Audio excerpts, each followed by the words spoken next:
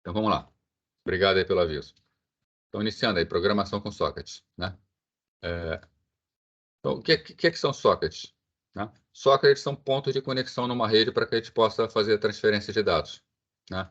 Então, uma forma de comunicação entre processos que podem estar situados em hospedeiros diferentes. Então, a ideia é, nós temos um processo e esse processo precisa tocar informações com outros processos, né? O socket, ele cria pontos de conexões entre processos.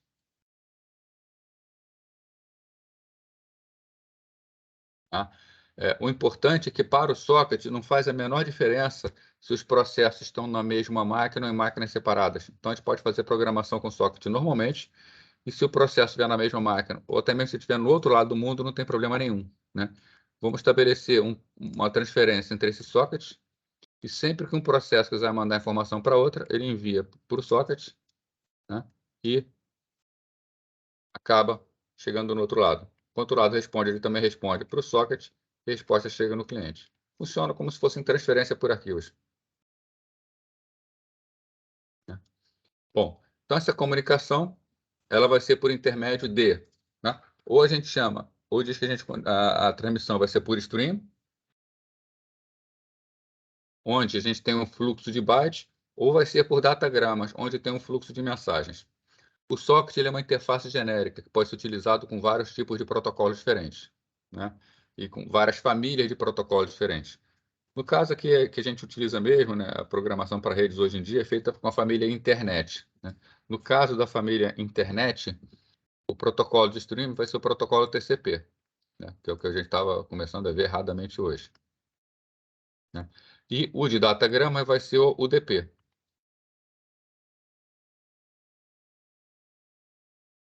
Tá? A diferença entre eles, né, vocês já viram em rede, já devem ter visto algumas vezes, né, mas vamos lá.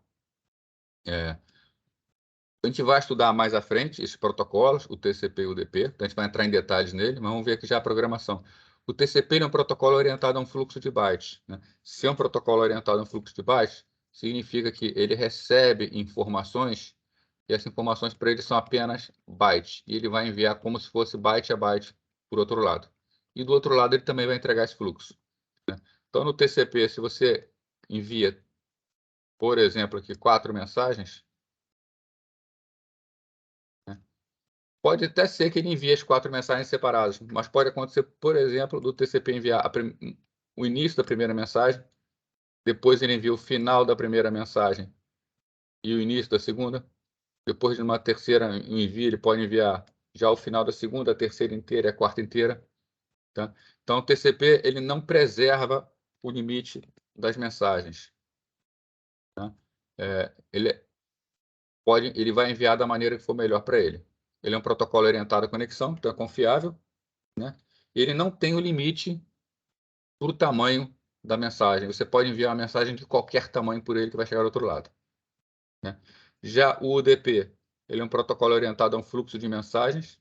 Se ele é orientado a fluxo de mensagens, ao contrário do TCP, ele vai preservar o tamanho da mensagem, né? Então, aqui no caso, envie 4 mensagens pelo UDP. Ele entrega a primeira, entrega a segunda, entrega a terceira, entrega a quarta mensagem exatamente como foi enviado, né? Então fica mais fácil para a gente controlar o que é cada mensagem, né?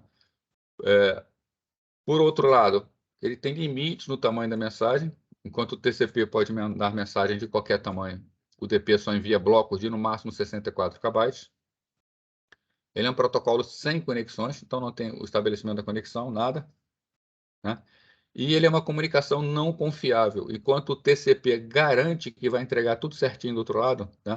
O que acontece se faltar um pedaço de uma mensagem? O TCP retransmite.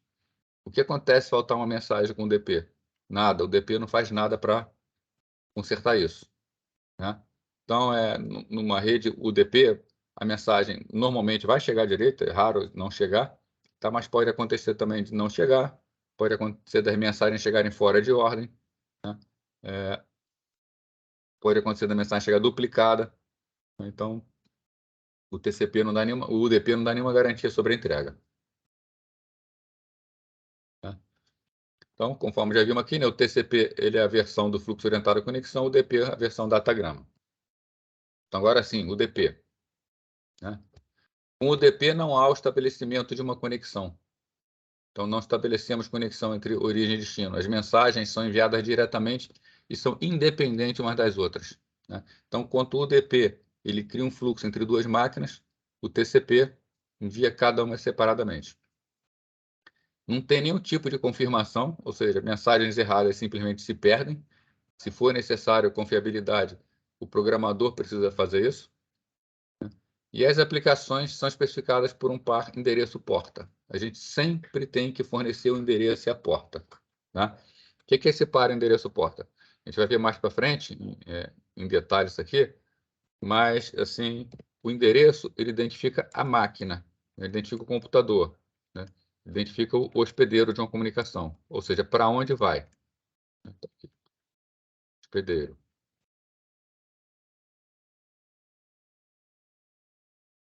Agora, numa máquina, nós temos vários programas em execução. Tá? E a gente tem que saber para qual desses programas, para qual processo a gente vai entregar a mensagem. Quem identifica o processo é a porta. Né? Então, a porta é que identifica o processo.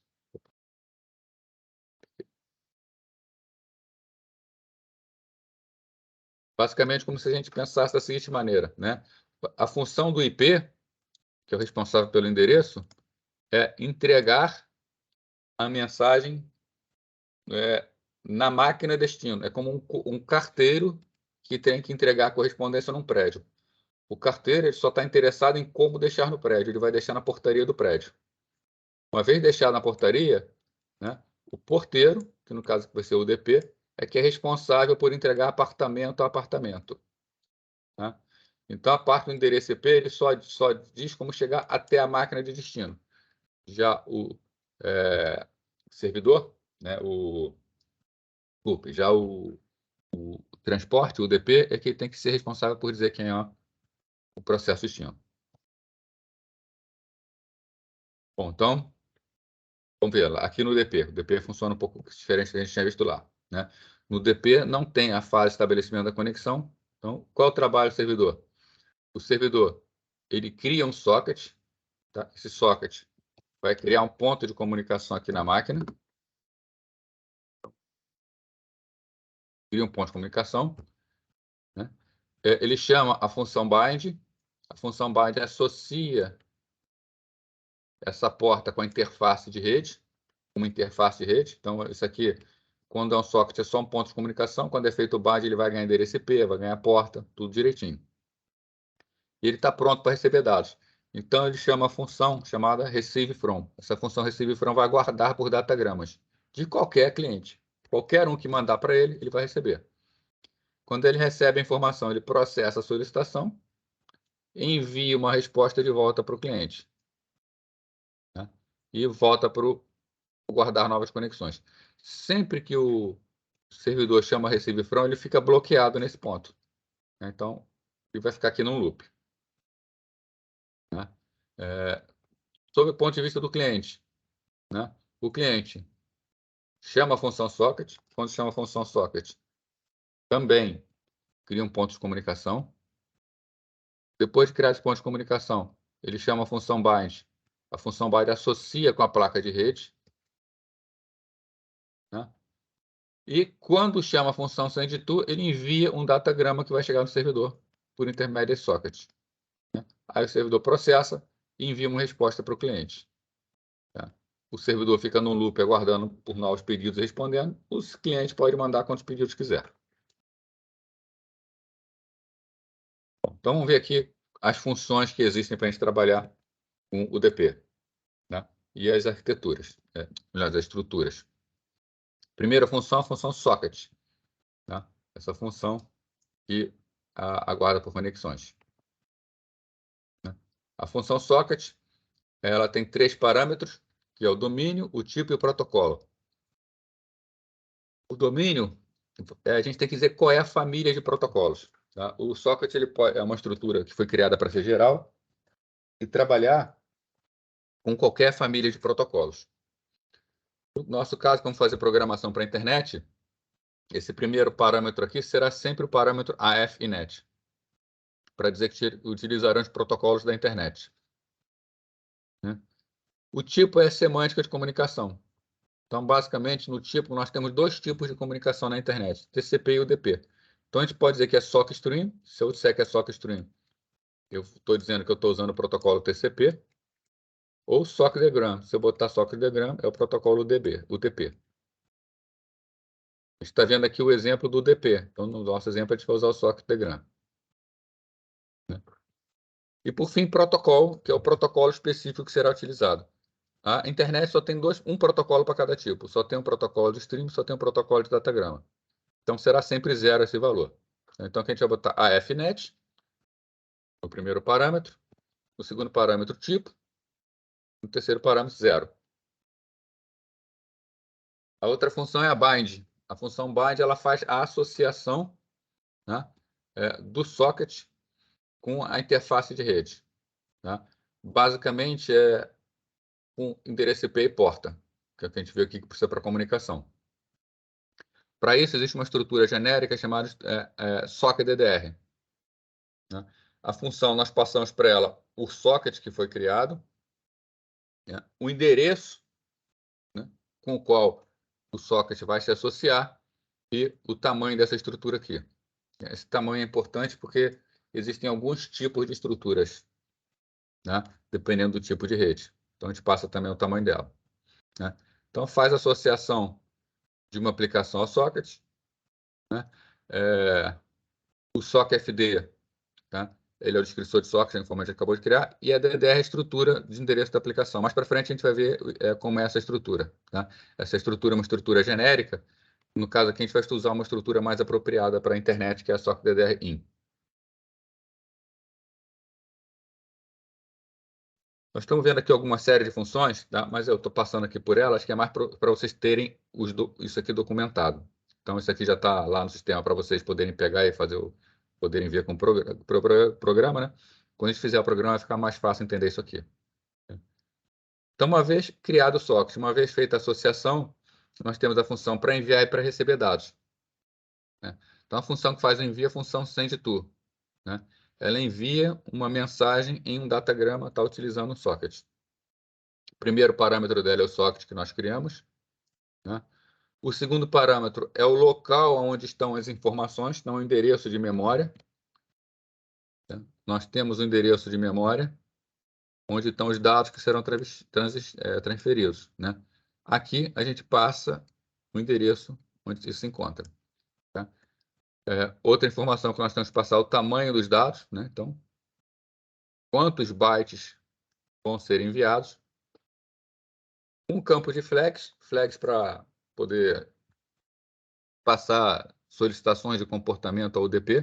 Né? A gente vai usar o UDP padrão, então a gente vai passar o flag com valor 0. Né? E, por fim, né, uma estrutura que diz quem será o destinatário da mensagem. Essa estrutura contém, então, o endereço da máquina para onde a gente está enviando a informação. A gente vai ver como montar esse endereço. O último parâmetro aqui é o tamanho dessa estrutura, né, já que a estrutura pode variar de tamanho.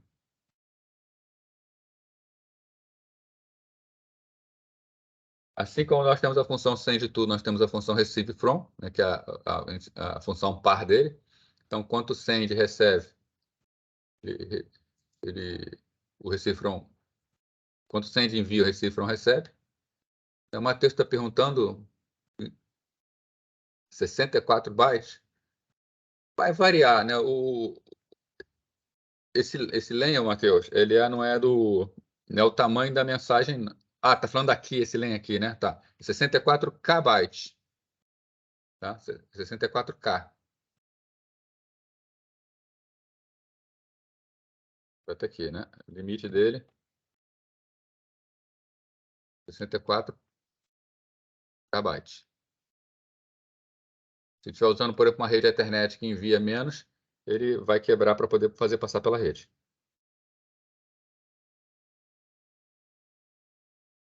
Receive from é similar ao send-to, né? As diferenças. De início é a mesma coisa, né? O socket por onde será enviada a informação, a posição da memória, né? Tal qual quando envia, a gente tem que informar aonde está a informação. Isso aqui diz aonde colocar o que chega pela rede, né? Em que posição de memória colocar. O tamanho é o tamanho da posição de memória, né?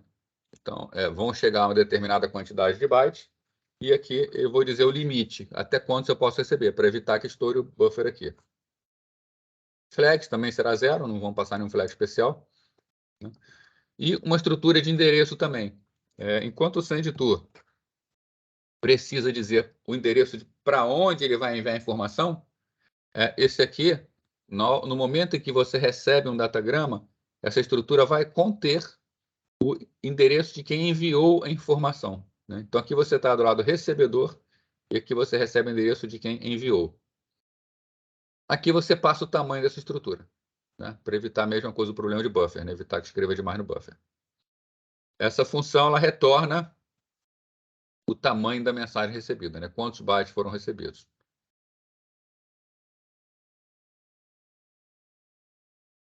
Algumas funções úteis aqui. Get sock name, né? Quando a gente faz o bind, nós criamos o socket e fazemos o bind na interface com o socket. Então, aqui está o socket, aqui está a interface de rede. Uma máquina ela pode ter várias interfaces de rede, e mesmo a interface ela pode ter vários endereços. Quando a gente faz essa associação, nós podemos dizer qual endereço IP nós queremos no socket, né? E nós podemos dizer qual vai ser a porta utilizada por esse socket, né? Essa função getSockName é a função que, quando é feita a associação, né, entre o socket e a interface de rede, a associação é feita por intermédio da função bind, né, é feita essa associação IP-porta. Se um determinado processo quiser descobrir qual é o IP que ele tem, qual é a porta que ele tem, ele chama essa função getSockName, que a função getSockName retorna essas informações para ele, tá? Então, os parâmetros para ela: qual socket está sendo utilizado, né? Uma estrutura de endereços onde essa informação será colocada e o tamanho dessa estrutura, né? Essa função ela é uma função que traz uma estrutura do tipo socketDR, que a gente vai ver logo na sequência, né? Uma outra função importante é essa função aqui, H2NS, né? O que acontece? Existem sistemas, no caso agora eu estou falando de hardware, tá? Existem processadores que são Big Engine, que representam os bytes, os bits, melhor dizendo. Os primeiros bits são os menos significativos, os últimos bits são os mais significativos, né? Já sistemas Little Engine é o contrário. Primeiro vem os bits mais significativos e depois vem os bits menos significativos. Isso é de respeito ao projeto de hardware que fica amarrado ao processador. Mas a rede tem que trabalhar de forma genérica, tá? A rede ela não pode ficar variando dependendo do tipo de processador. Então, sempre que nós vamos fornecer alguma informação para a rede, nós temos que trabalhar no formato da rede. Bom, uma das coisas que a gente pode escolher é a porta que uma máquina vai ter, né?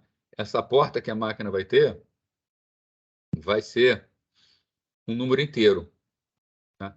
E sempre que nós vamos informar isso para a rede, por exemplo, eu quero que a minha máquina tenha a porta, vamos ver, eu estou fazendo um servidor web, eu quero que a minha máquina fique na porta 80. Se eu simplesmente falar 80 para a rede, eu vou estar mandando no formato do processador, que pode ser diferente do formato da rede. Então, quando eu quero falar com a rede, por exemplo, o número 80, antes de passar o parâmetro, eu chamo a função H2NS, né? E ela vai converter do formato do hospedeiro para o formato da rede, né? Host para network, né?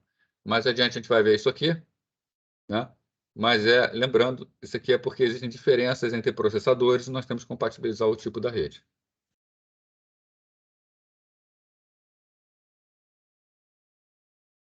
E uma última função aqui, uma função chamada hostEnt, que é para buscar entradas de host, tá? Essa função, a gente passa para ela uma string, ela tem um único parâmetro que é uma string, que é o nome da máquina. Então, por exemplo, eu posso botar aqui www.uva.br. Eu chamo a função, essa função vai fazer uma consulta no servidor DNS e vai me devolver uma estrutura com todas as informações desse nome. que é o nome oficial da máquina, os apelidos que a máquina tem, todos os endereços que a máquina tem, né? Então, se eu quero descobrir o endereço de uma máquina, eu chamo pela função getHostByName. Ou eu posso também passar uma string, que é um endereço IP, em formato de string. Se eu passar para ela o endereço IP em formato de string, ela também me busca as informações dessa máquina, desse endereço que eu passei, convertendo essa string endereço IP no endereço que eu quero. O único parâmetro que tem nome é o nome que vai ser consultado. E algumas estruturas, né?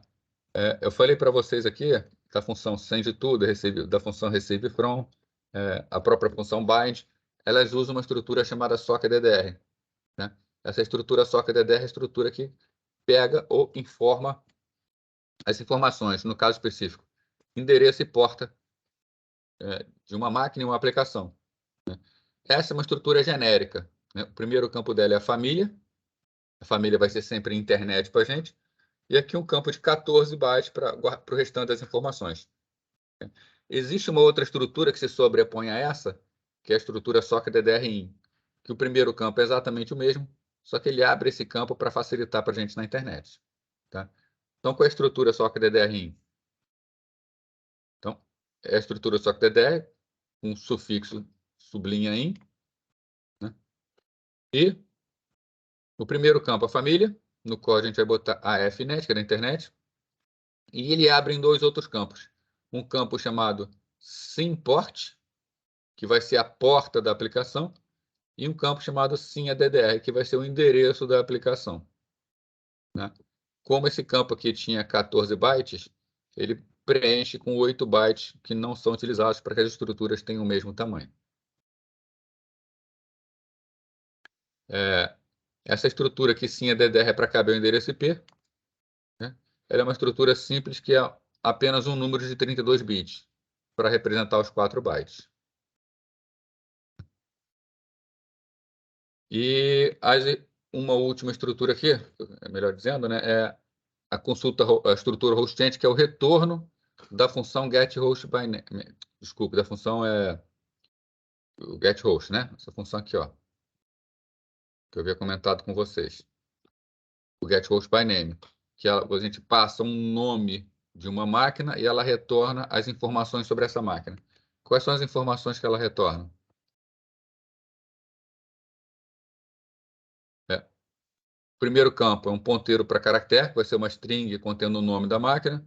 Depois um ponteiro para ponteiro de caractere, que ele vai apontar para várias outras strings, que são os apelidos da máquina. O tipo de endereço, IPv4, IPv6, né? O tamanho do endereço e a lista de endereços.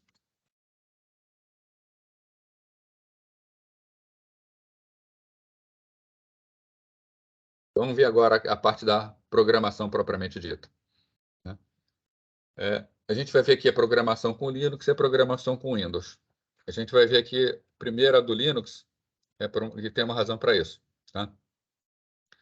A implementação de sockets do Linux é a implementação original do socket. Tá? A implementação para o Windows é exatamente a implementação do Linux, com um detalhezinho a mais. Tá? Então, a gente vai ver aqui como a gente faz no Linux, e quando chegar no Windows eu vou falar qual é esse detalhe a mais, que na verdade é uma chamada a mais. São dois detalhes, é uma variável que muda de tipo e uma chamada de função que a gente tem que fazer para inicializar a biblioteca com ISOC. Tá? De resto é tudo igualzinho. Né? Então, vamos ver aqui como é com o Linux. Depois a gente abre para o Windows. Bom, aqui nós vamos criar um programa que é um pouco diferente, né, de quem já viu em sistemas distribuídos. Tá? Aqui a gente vai fazer um programa de envio, um programa de recebimento. Né? Nesse programa de envio, quem for enviar, ele vai solicitar o número inteiro, vai solicitar o número real e vai solicitar uma string. Isso para mostrar para vocês como a gente passa parâmetros, né, campos de cabeçada de um protocolo de uma máquina para outra. E a máquina que faz o envio vai fazer o envio dessas informações, né, para um programa de recebimento. O que um programa de recebimento faz? Ele recebe as informações enviadas, mostra na tela os dados recebidos e retorna ao programa que enviou quantas interações ele já teve. Então, ao final, o programa que fez o envio, ele mostra quantas interações o servidor teve. Então, o servidor manda informação, o cliente manda informação para o servidor manda informação para o cliente. Bom, então a gente vai ter aqui, né, um programa que é um programa que faz envio,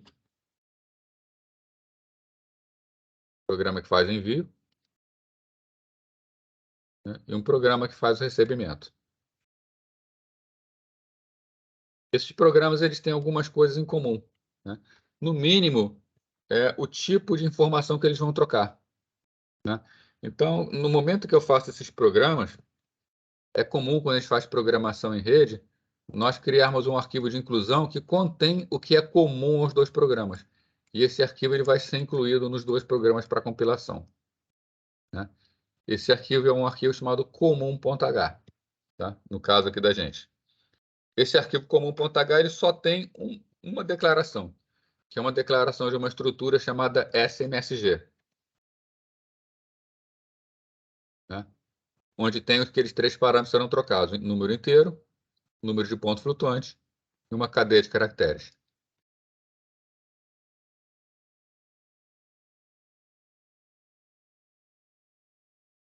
Então, a gente vai ver aqui os programas que fazem envio e recebimento, né?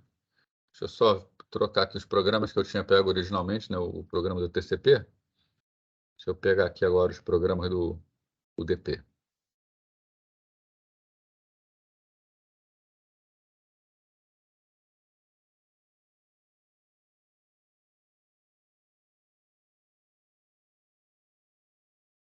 Bom, então vamos ver aqui agora a parte de programação, tá? Para não... Qualquer dúvida que vocês tenham, tá? Vocês vão interrompendo, vão interagindo aqui, tá? A gente passou por toda aquela parte de ver funções, ver parâmetros, agora nós vamos utilizá-las, né? Então agora as coisas têm que começar a ficar mais claras. Então aquele arquivo comum que eu falei para vocês, esse aqui é o arquivo comum.h, a estrutura que vai ser trocada pela rede. Estão conseguindo ler aí direitinho esse tamanho de fonte ou quer que aumente? Bom, então, acho que está legal, né? Se precisar aumentar, é só pedir que aumenta a fonte. Que tá legal, professor. Beleza. Vamos começar pelo servidor, pela pessoa que recebe, tá? Pessoa não, né? O processo que recebe. Tem os arquivos de inclusão, normal de linguagem C, stdio, stdlib. Né? Vou chamar a atenção só para duas inclusões aqui, que é o comum.h. Né? O comum.h é esse cara aqui que define a estrutura comum entre os dois programas. E a gente tem que fazer a inclusão, o include em netdb.h.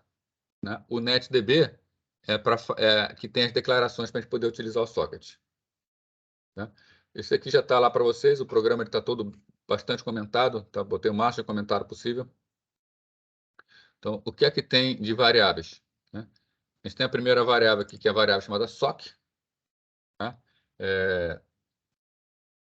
A gente vai ver que uma das diferenças é que no Windows a variável socket ela não é inteira. Né? Originalmente ela é inteira, mas o Windows ela define um tipo chamado socket. Tá? Vai ser só um detalhe. Né? Então, aqui no Linux, o socket vai ser o socket de comunicação que a gente vai criar. Né? Tem duas variáveis inteiras, a gente vai ver no tempo delas como elas são utilizadas. Né? A gente tem duas estruturas de endereço aqui. Tá? Por que a gente tem duas estruturas de endereço? A primeira estrutura de endereço são as informações do servidor. Tá? Então, o servidor, quando ele inicia, eu vou botar aqui para ele iniciar numa porta aleatória. Eu vou precisar buscar as informações para saber qual é a porta na qual o servidor está rodando. Tá? Essa informação vai ser buscada e colocada nesse campo aqui, endereço. Né? A outra estrutura de endereço é que quando o cliente mandar uma informação para o servidor vai receber o endereço do cliente nessa estrutura. Né? Então, enquanto essa aqui guarda informações do servidor, essa aqui vai guardar informações do cliente que acabou de mandar uma mensagem para ele. Aqui eu botei uma estrutura SMSG, que é a mensagem que vai ser trocada pela rede, né? Que está definida aqui em comum.h. Aqui eu tenho um array de 4 caracteres chamado IP. Né? Isso aqui é o seguinte, o endereço IP ele tem 4 bytes, mas ele é um número binário de 4 bytes. Eu vou querer mostrar para vocês, eu vou querer que o servidor mostre o endereço IP no formato IP.IP.IP.IP. Né? Separar os 4 campos. Isso aqui é só para fazer a separação. Eu vou mostrar como é que faz esse artifício. E, por fim, né, a gente viu que o servidor ia dizer para o cliente quantas interações ele já teve. Então, tem aqui uma variável chamada contagem que vai contar essas interações. Tá? Vamos começar aqui. Primeira coisa que o servidor faz, né? A gente viu aqui que o servidor... Deixa eu buscar lá de volta o PowerPoint. Tá? Aquela estrutura que está lá no começo.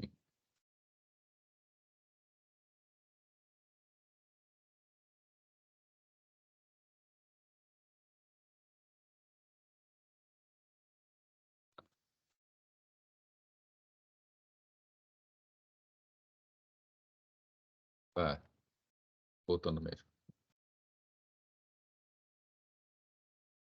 Essa sequência aqui. Tá? O servidor ele vai criar um socket. Né? A primeira coisa que ele tem que fazer é criar um socket. Como ele cria um socket? Ele vai criar o socket com a função socket. Tá? A gente viu que a função socket tem 3 parâmetros. Família de protocolos. A gente vai usar a família internet, então isso aqui vai ser uma constante chamada AFNet. A gente está trabalhando com UDP. Então o segundo parâmetro vai ser sockdegram, para dizer quem é o UDP. E o terceiro parâmetro, 0, porque é o protocolo padrão, né? Dizendo para usar o protocolo padrão, que é o UDP. Se der um erro, ele vai dar uma mensagem que foi um erro de abertura de socket. Tá? Esse erro nunca vai dar, a verdade é essa. Tá? Ele sempre consegue abrir o socket. Né? E, abrindo o socket, ele coloca isso na variável sock. Né? Então, a variável sock tem o socket que a gente acabou de criar. Bom, a gente viu que a segunda fase... Né? A segunda fase é chamar a função bind para fazer a associação do socket com a interface de rede. Né? Então, para fazer o bind, eu preciso passar algumas informações para o socket. Né? Basicamente, as informações que eu tenho que passar são em qual porta minha aplicação vai escutar, né? E qual endereço IP eu vou utilizar. Né? E também qual é a família de protocolos. Então, o primeiro campo que a gente passa, né? Aquela estrutura que a gente viu, socket DDR in. Primeiro campo, SIM Family, é a família do protocolo. No caso, a família internet. Já foi dito no socket, mas aqui tem que ser dito de novo. Tá? Então, estou dizendo, endereços da internet. E qual endereço eu vou colocar a informação? Qual endereço IP? Né? A DDR-N é uma constante para dizer que vou utilizar os endereços do hospedeiro. Tá? Então, se uma máquina tiver 1, 2, 3, 4 endereços IP, vou usar todos eles se eu botar essa constante. Se eu quiser que utilize sempre o mesmo endereço, eu já tenho que colocar o endereço IP aqui. Tá? É muito raro uma aplicação que use somente um endereço IP. Normalmente, assim, praticamente 100% das aplicações usam todos os endereços que estão na máquina. Então, o mais comum é a gente colocar em DDR-N. E o terceiro parâmetro é a porta. Né? Qual porta eu vou utilizar para comunicação? Existem programas, existem servidores, né? E isso acontece com a grande maioria dos servidores, que tem que trabalhar sempre na mesma porta. Né? Por exemplo, o servidor web sempre trabalha na porta 80. O servidor de transferência de e-mail, SMTP, sempre trabalha na porta 25. Então, tem que colocar o número de porta aqui. Né? O problema de eu colocar o número de porta é que se essa porta já tiver em uso por outro processo, vai dar erro. Né? Então, por exemplo, eu quero botar no ar um servidor web, eu vou botar a porta 80. Já tem um servidor web executando na máquina. O meu servidor não vai conseguir subir, vai dar um erro aqui no bind. Não vai conseguir fazer a associação. Então, para evitar conflitos aqui, eu estou botando 0. Que 0 quer dizer usar uma porta aleatória. Quando eu boto 0, o próprio sistema vai escolher para mim qual porta será utilizada. Então, no caso aqui, eu estou dizendo que a internet, qualquer endereço IP, porta aleatória. E eu fiz o bind. Tá? Aqui eu chamo a função bind, o socket, com o qual será feito o bind, né? O endereço que eu acabei de definir aqui, né? E o tamanho do endereço. A gente é obrigado a passar. Feito isso, vai acontecer o bind. Né? Somente se não tiver disponível a porta Aqui vai dar um erro aqui no bind. Tá tranquilo até aí? Ninguém tem pergunta nenhuma? Então, aqui, eu já tenho definido o socket e está feita a associação com o IP. O que aconteceu? Eu disse que eu queria uma porta aleatória. Mas o meu cliente, quando for mandar a mensagem, ele tem que dizer para qual porta ele vai mandar, né? Se eu não passar para ele essa informação de qual porta ele vai mandar, ele vai ficar... ele não vai saber para onde mandar, né? Então, eu preciso obter essa informação, né? Nós vimos a função getSockName. A função getSockName, ela pega as informações do socket, né? Basicamente, o que eu falei para vocês, ela pega informação, endereço e porta, né? Então, eu vou usar essa mesma variável endereço, que foi usada aqui em cima para montar, né? E eu vou chamar a função getSockName. Vou passar o socket, vou passar a estrutura, né? E o tamanho aqui, um ponteiro para o tamanho, né? Tem que ser um ponteiro para o tamanho parâmetro. Então, antes eu peguei o tamanho e botei na variável, tá? Então, repetindo, o que vai fazer essa função? Vai me retornar o endereço IP e a porta que foi associada ao socket pela função bind, né? Obtida a porta, eu vou botar a mensagem printf, porta de socket. Eu vou dizer qual porta o servidor está utilizando para o cliente poder se conectar. Quando ele pega essa informação para o getSockMyName, ele coloca a informação no campo SIM-port de endereço. Lembra que a gente conversou há pouco tempo que tem o formato da rede, o formato da máquina?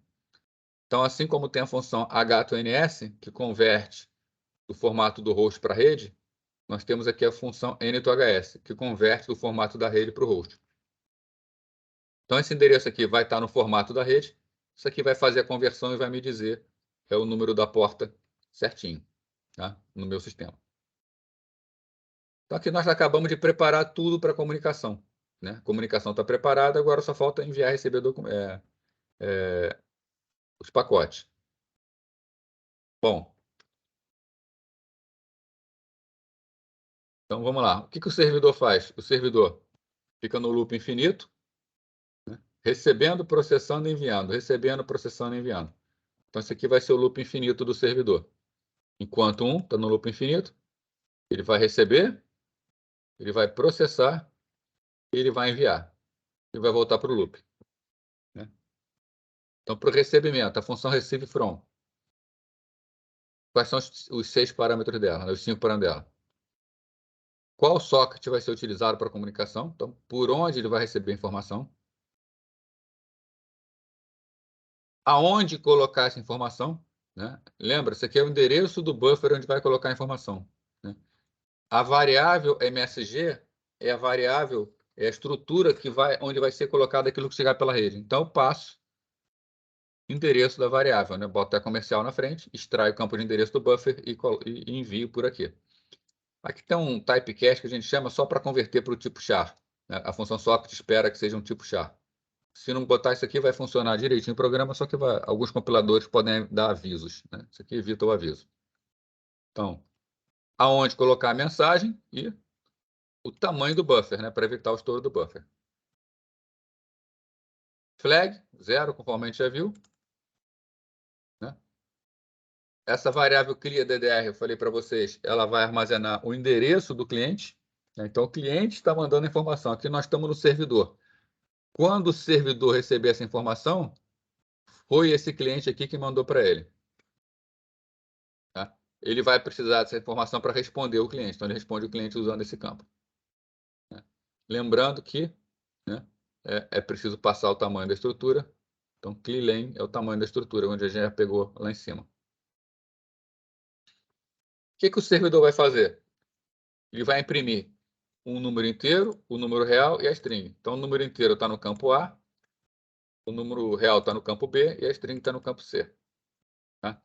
Só que, além disso, ele está mostrando o endereço IP do cliente. Isso aqui é só para você, eu botei só para vocês verem como é que a gente pode pegar o endereço IP, tá? Como a gente pega o endereço IP?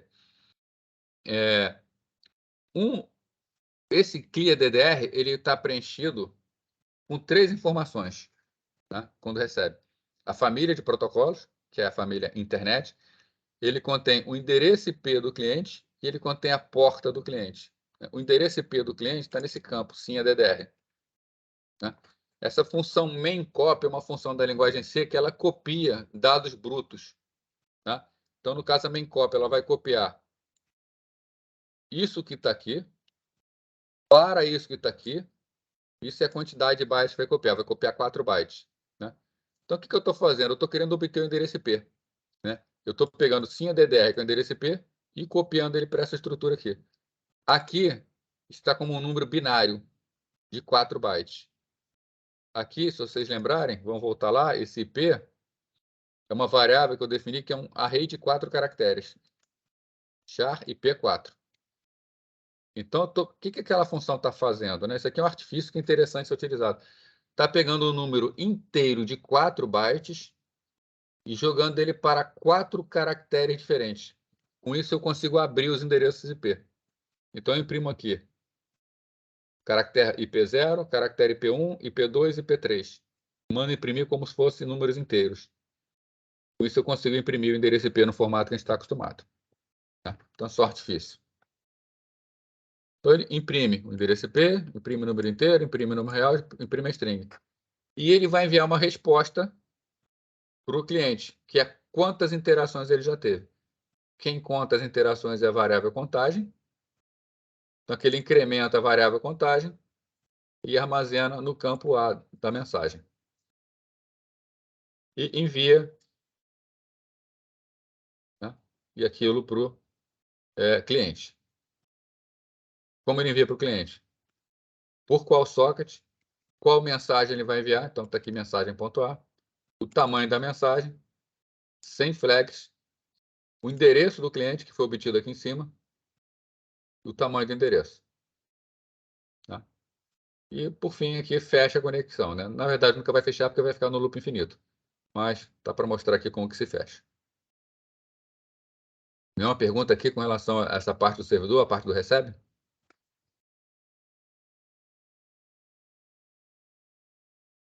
Tá? Bom, então vamos ver agora quem faz o envio. Quem faz o envio vai ter que mandar para a porta do servidor. Né? Quando o servidor executar, o servidor vai informar qual foi a porta de socket que ele utilizou. Então, quem faz o envio tem os mesmos inclusos do servidor, né?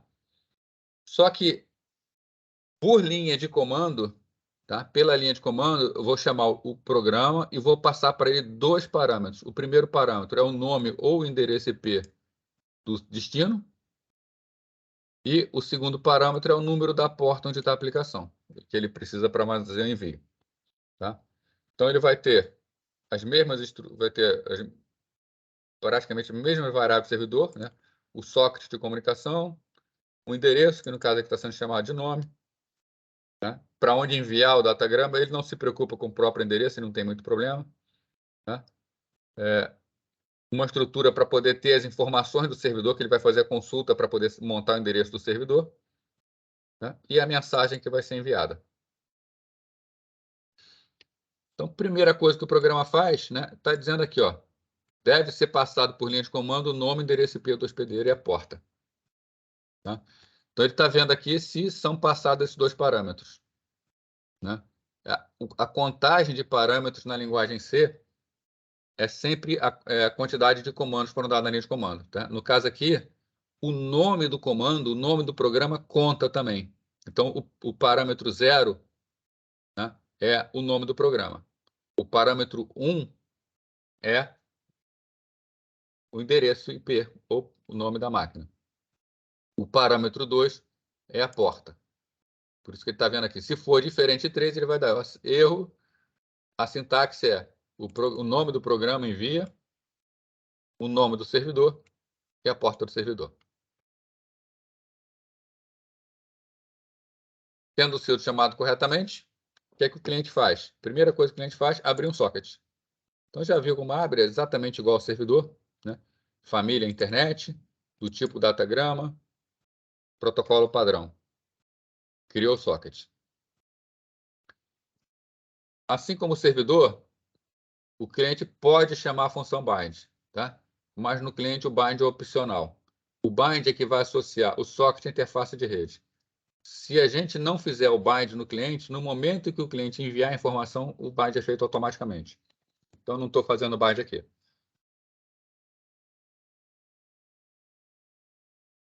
Bom, mas o cliente ele precisa saber para quem que ele vai enviar o datagrama, né? Então, ele precisa criar uma estrutura preenchendo o nome, né, com o endereço do servidor, né? Essa estrutura vai ser a estrutura HP, está criada aqui em cima, né? Hostend, né, que ela contém as informações do servidor. Então, a gente vai chamar a função getHostByName. O que a função getHostByName faz? Ela recebe uma string e converte essa string no endereço do servidor, tá? Então, aqui eu recebo por linha de parâmetro, o primeiro parâmetro, né? Eu escrevo aqui, ó, quem é o nome do servidor ou endereço IP. Esse aqui vai ser o parâmetro argv1 da linguagem C. Então, eu passo como parâmetro esse argv1. O DNS me resolve isso e coloca nessa estrutura HP a informação. Se eu passo um endereço IP, ele vai conseguir fazer a conversão de endereço IP sem nenhum tipo de problema. Se eu passo um nome, ele vai consultar o servidor DNS para fazer a tradução do nome. Nesse caso, se eu passar um nome que não existe, vai dar um erro, né? Esse erro vai ser porque ele não encontrou esse hospedeiro. Vai dar mensagem hospedeiro desconhecido. Bom, com isso aqui, eu obtive o endereço do servidor. Agora eu vou passar esse endereço para essa estrutura, que é a estrutura nome, tá? Lembrando que a estrutura nome, voltando aqui em cima, né, é uma estrutura do tipo socketDRIN, que ela é um endereço do servidor. Bom, essa getHostByName, ela obteve o endereço. Eu vou copiar o endereço dessa estrutura para a estrutura nome. São campos diferentes, então não posso fazer uma simples atribuição direta. Vou usar de novo aquela função mainCopy, que faz cópia bruta, sem se importar com o significado, tá?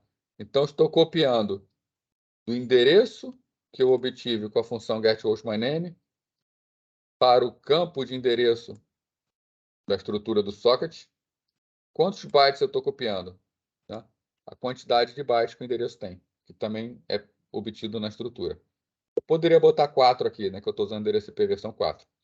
Mas se botar isso aqui, fica de forma genérica. Então, com isso, eu já preenchi o endereço IP do servidor, né? Lembrando que essa estrutura tem 3 campos. O primeiro campo é a família de protocolos, família internet, a gente sempre vai colocar isso. O segundo campo é o endereço IP, que eu acabei de preencher aqui em cima.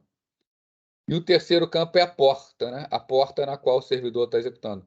Essa porta eu também passei como parâmetro por linha de comando, número da porta. Esse aqui, como é o terceiro parâmetro, ele vai ser o argv2. Tá? Só que antes de jogar na estrutura, eu tenho que fazer 2 conversões, né? A primeira conversão é que todos os parâmetros de linha de comando que é passado para a linguagem C são strings. Então, mesmo que aqui eu coloque um número, a linguagem C vai receber como uma cadeia de caracteres.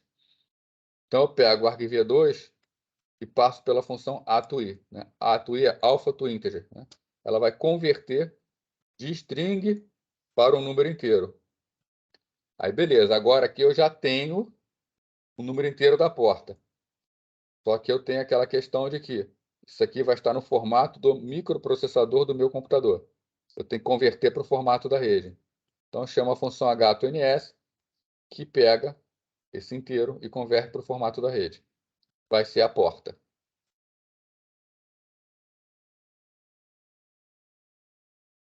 Então, está tudo pronto para o envio.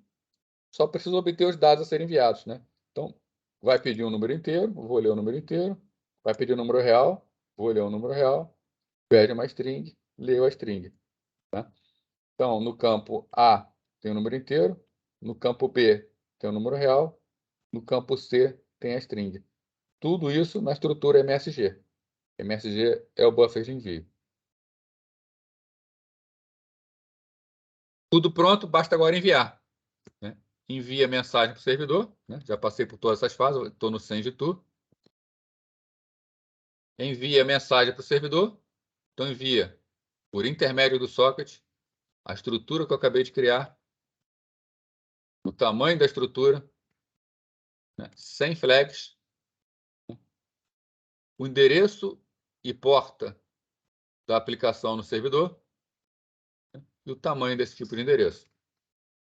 Enviei, vou ficar aguardando o servidor responder.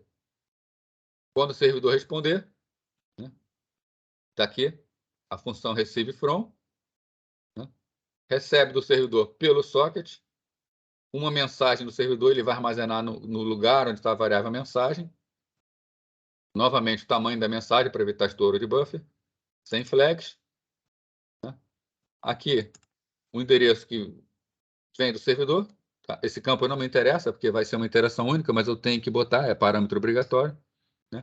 E o tamanho daquele campo.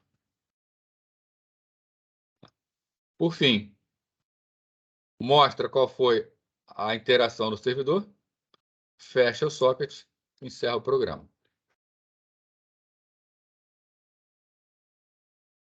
Tranquilo aí? Vamos ver aqui, então, executando, aí eu vou ver se vocês têm alguma pergunta. Né? Bom, botar para executar. Aliás, antes de executar, vamos aproveitar que isso aqui está na cabeça, vamos ver qual a diferença desse código do Linux para o código do Windows.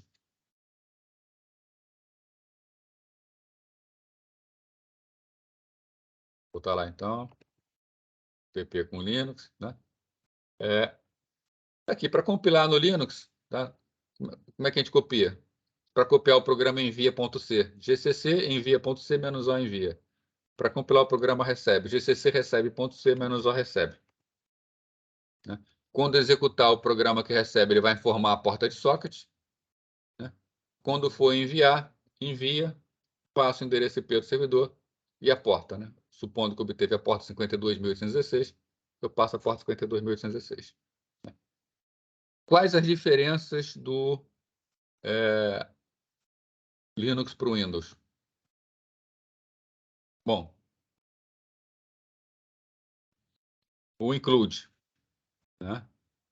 Enquanto no Linux include o netdb.h, no Windows eu tenho que dar include no winsock 2.h, né? Que é para carregar os cabeçalhos da biblioteca winsock versão 2.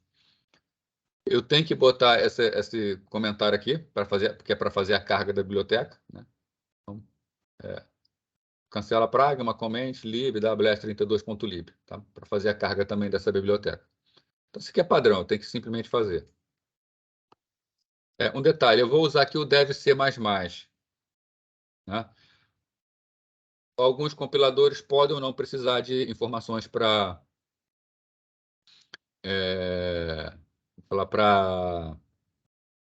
dizer que é para usar a biblioteca winsock. Tá? O devc++, a gente acrescenta isso aqui no campo de opções.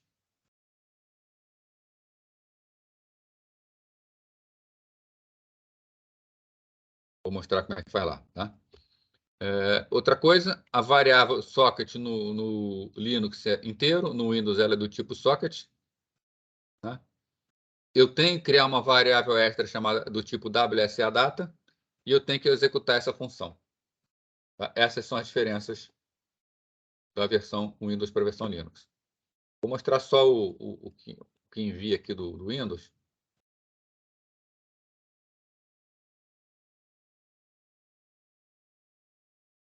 Então, o que é que tem que fazer aqui no Windows? Né? Esse include do winsock 2, cancela a pragma para poder fazer a carga da biblioteca. A variável socket, né? Que no Linux é do tipo inteira, no Windows é do tipo socket. Tenho que criar essa variável aqui no Windows e tenho que fazer a inicialização da biblioteca. É chamar isso aqui no início. Né? Essas são as diferenças.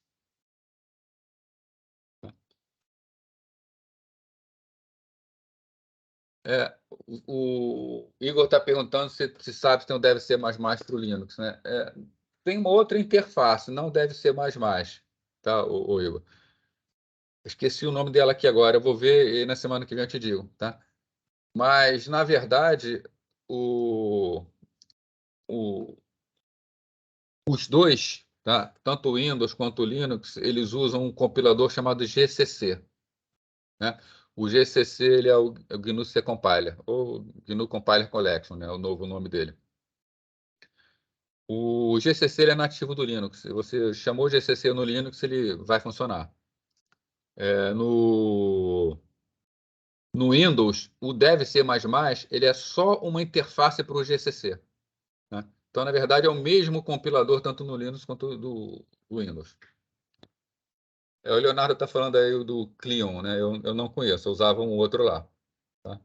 Mas deve ser igual, esse aí, Leonardo, é igual o Dev C++? Parecido? Eu creio que sim, né?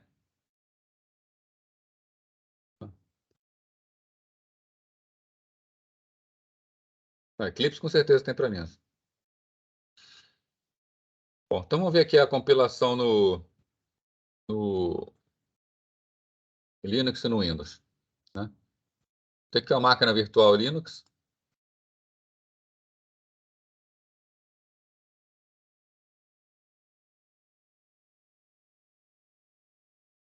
Então está aqui os programas, o que fazem envio e recebimento. Aquele mesmo programa que a gente viu. Vou aumentar aqui a fonte para vocês poderem enxergar.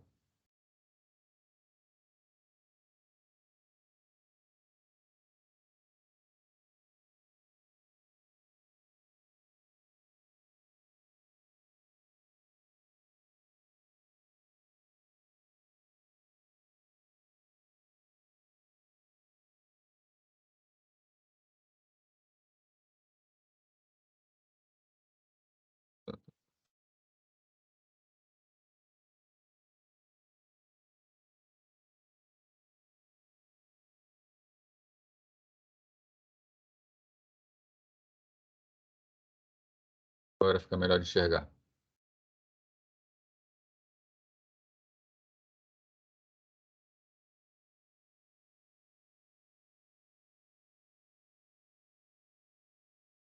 Aqui tem o programa cliente.c, servidor.c. Né?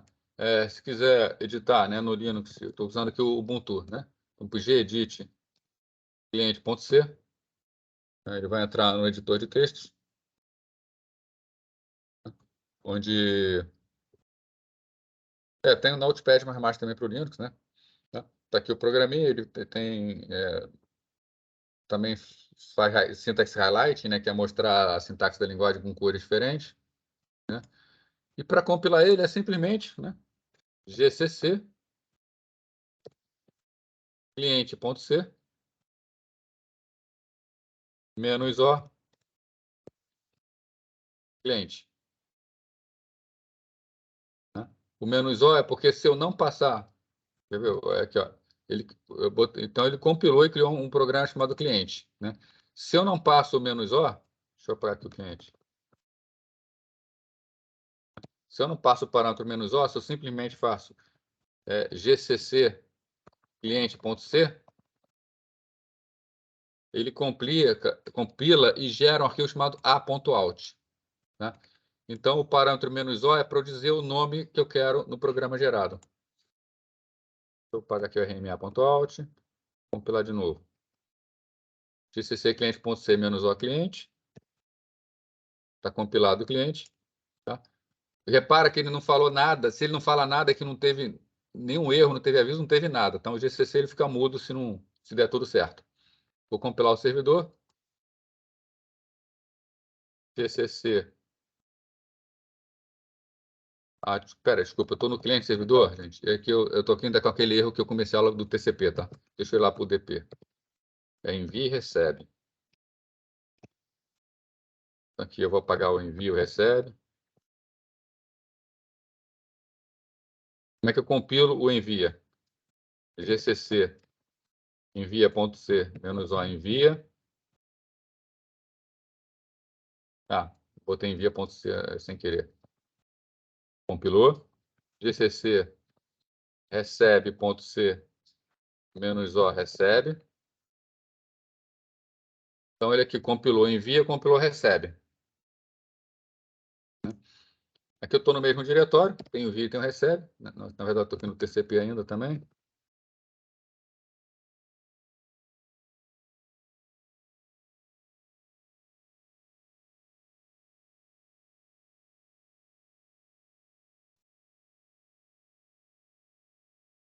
Vou rodar o servidor aqui, vou rodar o recebe. Então, /recebe. Ele executou. Se vocês lembram, ele pega uma porta aleatória e ele mostra a porta que ele está usando. Ele está usando a porta 35.471. Bom, eu vou aqui no cliente. Qual é o endereço IP dessa máquina? Aqui eu estou com essa máquina está com o endereço IP 192.168.0.217. Então, vou chamar o servidor, né? /envia, né, o programa de envio. O endereço IP do servidor, 192.168.0.217. Em qual porta ele está? 35.471. Ele vai pedir o número inteiro, vou botar aqui 23, o número real é 1.23456. Botei vírgula ali. Uma string. Vou botar uma mensagem de teste. Quando eu dou Enter, ele envia para o outro lado. 192.168.0.217 foi quem enviou. Né? Os números que eu passei e a string que eu passei. Né? Se é dentro da própria máquina, eu posso mandar para o endereço IP de loopback, né? Seria o 127.0.0.1. 467. Ele envia, como ele enviou pelo loopback, o servidor também recebe pelo loopback, 127.0.0.1, né? Mostra as mensagens e ele fala, ó, essa foi a interação número 2. Cada nova interação vai funcionando. No caso do Linux,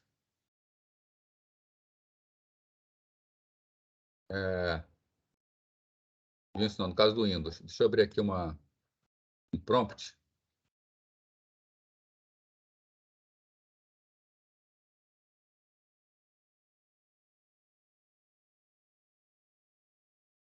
Aqui um prompt do Windows.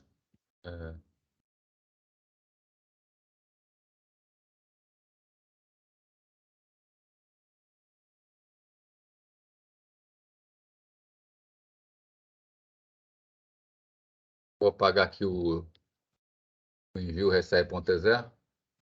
Vou apagar pela interface gráfica.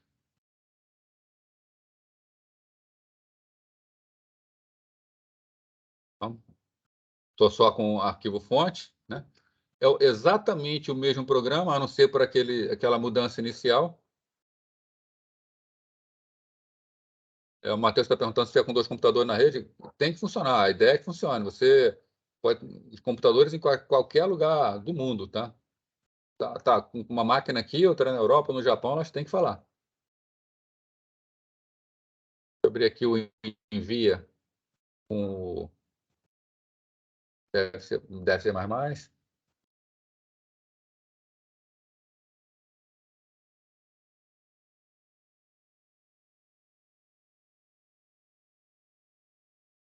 Espera aí que eu sem querer bloqueei minha tela aqui.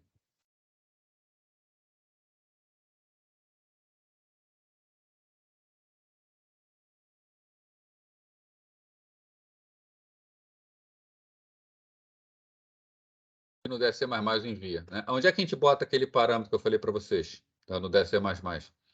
Você vem aqui no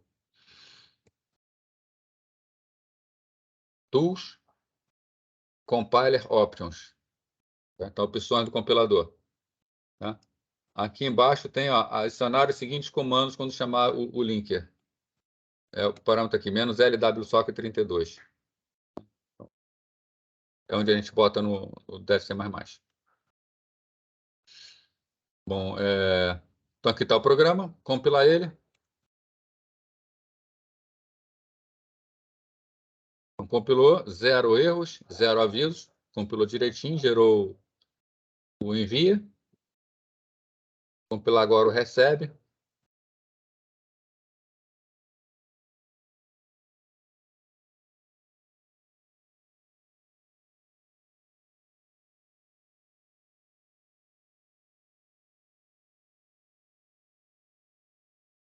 Aqui o recebe, mandar compilar também.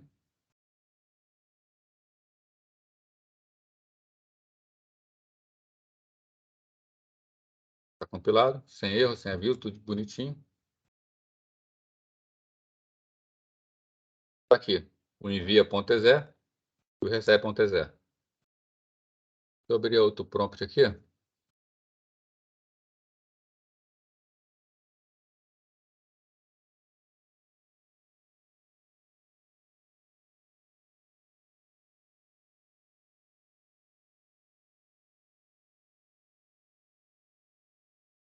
Menorzinho para poder caber aqui.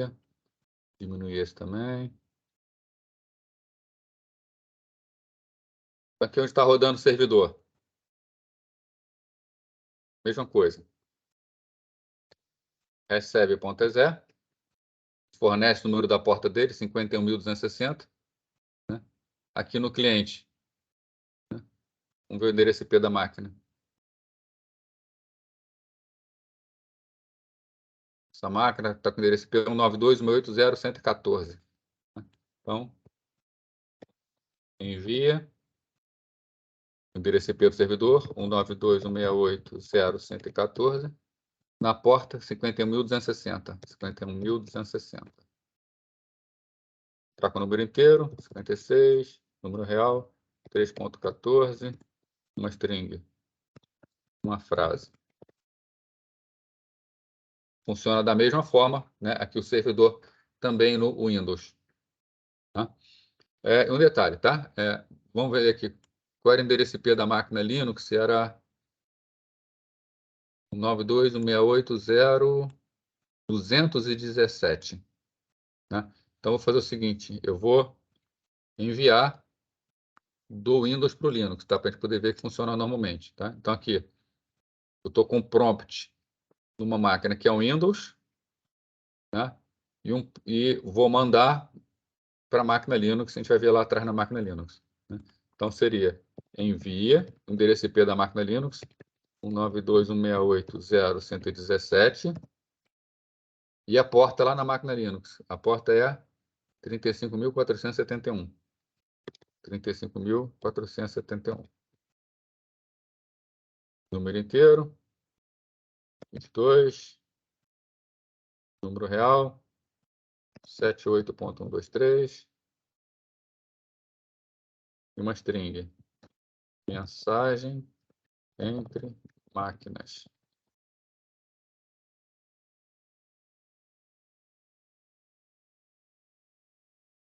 Devo ter posto o endereço IP errado. Deixa eu ver. 192.180.117. É 217, tá? Aí aconteceu aquilo que pode acontecer com o TCP, tá vendo? Bota o endereço IP que não existe, o TCP, o UDP, ele não consegue nem verificar que não existe, ele fica parado. Então, vou repetir, só que a máquina, na verdade, é 217. Número inteiro 22, 45.789. Mensagem entre máquinas. Agora foi. Né? Diz que recebeu da máquina 92.814, 20 e as mensagens, e essa foi a interação número 3 do servidor. Né? Quer dizer, ele funciona entre máquinas diferentes, funciona dentro da mesma máquina, a máquina pode estar na mesma rede, a máquina pode estar em outro país, a máquina pode estar em qualquer lugar que ela vai funcionar normalmente. O Lucas está perguntando se é possível adicionar algum alerta quando não localiza o endereço IP. Não, aqui no... Você poderia, no seu programa, você poderia tentar fazer um ping antes para ver se a máquina responde, para ver se a máquina está viva, né? O UDP não tem essas facilidades. Tá? O que pode ter no TCP você vai ter essa informação, porque no TCP você primeiro estabelece a conexão. Então, se você usar o UDP, o TCP ele já vai garantir para você, né? O UDP tem esses inconvenientes. Ele é mais fácil de programar, né? O TCP ele tem um pouquinho mais de trabalho para programar a transferência, mas se tudo corre bem, o UDP é mais fácil de programar. Porém, esse tipo de problema o UDP dá e o TCP não dá. Essa é a característica dos protocolos, não tem muito o que fugir.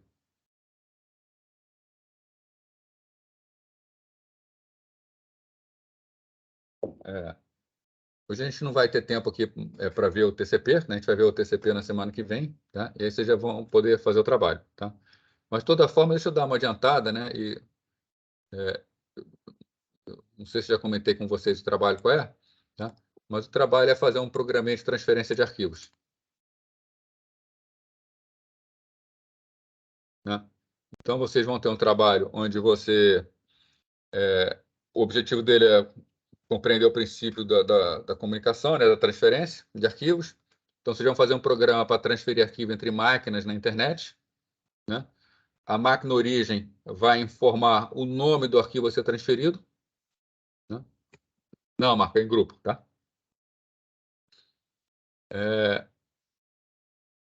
Agora, não pode utilizar a facilidade de transferência de arquivo oferecida por linguagem de programação, APIs, bibliotecas e afins, tá? Está escrito aqui até em vermelho, chamando bastante atenção, tá? O objetivo aqui não é aprender simplesmente a transferir arquivos, é ver o trabalho que dá a fazer isso em rede. Ou o trabalho que dá para programar com TCP, ou o trabalho que dá para programar com UDP. Vocês escolhem se querem UDP ou TCP, tá? Se utilizar o TCP, o TCP já toma conta da transferência. Se utilizar o UDP, vocês vão ter que fazer a confiabilidade com o UDP.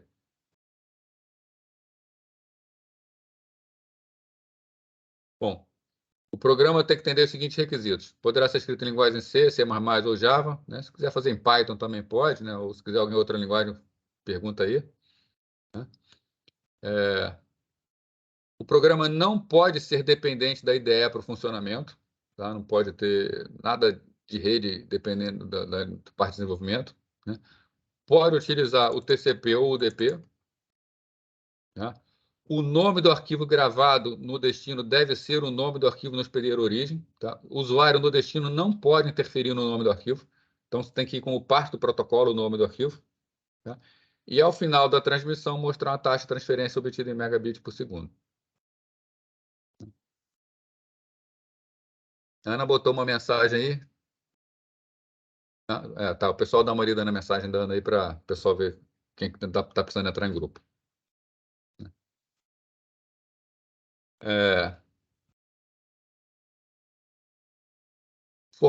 Documento no formato ABNT para facilitar a correção, tá? Deve ter capa com o nome completo de todos os integrantes, tá? Além disso, deve constar no anexo do documento,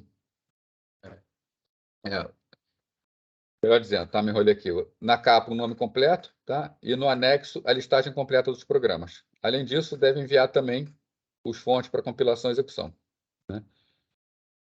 No documento, vocês vão ter que explicar por que escolheram o UDP ou TCP, né? Explicar o funcionamento do código, mostrando os cabeçalhos utilizados na transferência, né? Explicar como foi realizado o cálculo da transferência, né? Explicar como o programa deve ser compilado e executado, e print de tela mostrando o funcionamento, tá? Vão entregar lá pelo Canvas, basta que um usuário mande, pode ser em grupo de até 5 alunos, tá? Prazo de entrega dia 2/10.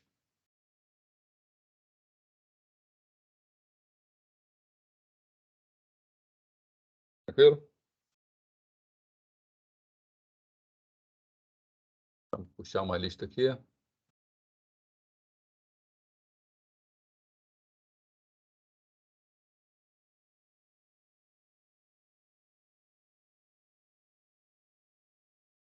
Então, pessoal, alguma pergunta aí?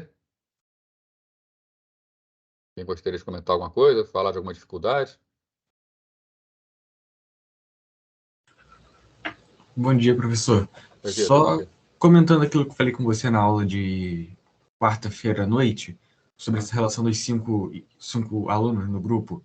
Aham. Tá? Que a gente tem aquele grupo fechado e tal. Ah, pode ser, sem problema. Tranquilo.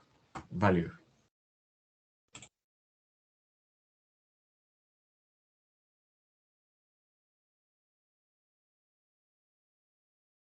Alguma nada de dúvida sobre isso, sobre outro, né? Então, na semana que vem a gente vai ver o TCP, a gente vai fechar isso, e a gente volta depois a ver a teoria da disciplina, né? Conforme vocês forem fazendo também, se quiser perguntando, qualquer coisa. Bom, então, já que ninguém tem pergunta. O Matheus falando que só ficou um pouco confuso. Fica confuso mesmo, né? Porque vocês veem pela primeira vez, né? Mas aí dá uma olhada na. Agora que vocês já viram funcionando, dá uma olhada de novo nos slides que já tem lá para vocês, e aí fica mais fácil rever tudo, né? E também qualquer coisa vai perguntando, né? Não tem dúvida não, pode perguntar. Tá, pode sim, o Vitor. Vitor, né? Sem problema.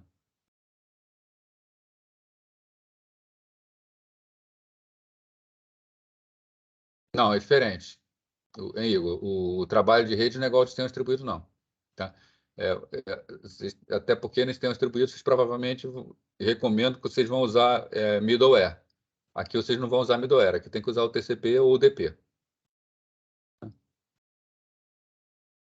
O Lucas está perguntando se o DP tem como conferir. Qualquer coisa tem como conferir a taxa de transferência. A taxa de transferência, na verdade, é o quanto vocês transferiram dividido pelo tempo que demorou a transferência. Aí você vai ter a taxa.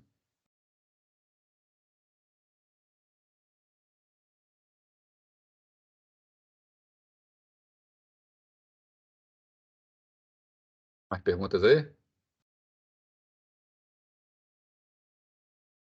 Então, eu vou encerrar aqui. Tá? Vou continuar conectado. Se alguém tiver alguma dúvida, é só chamar aqui que eu estou pelo menos até as 10 aqui. Tá? Um abraço para todos e boa semana aí. Bons estudos para vocês.